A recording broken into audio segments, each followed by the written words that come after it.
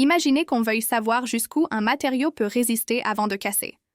Pour cela, on fait un test très simple mais très puissant, le test de traction. On prend une petite pièce de métal appelée éprouvette. Elle a une longueur bien définie au départ, qu'on appelle L0. Ensuite, on tire doucement sur cette pièce, de chaque côté.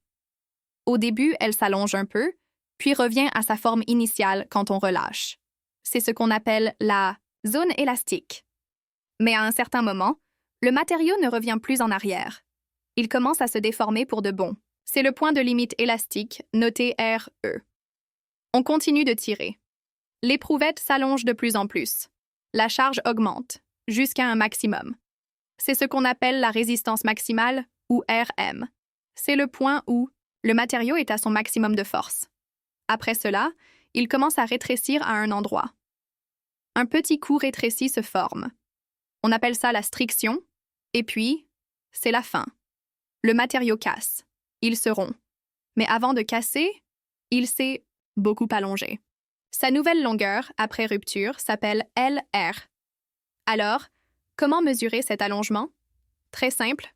On prend LR, on enlève L0, puis on divise le tout par L0.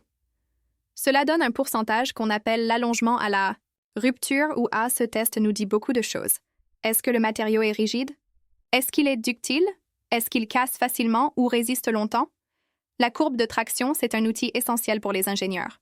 Elle permet de bien choisir les matériaux en fonction de leur usage. Résistance, souplesse, allongement.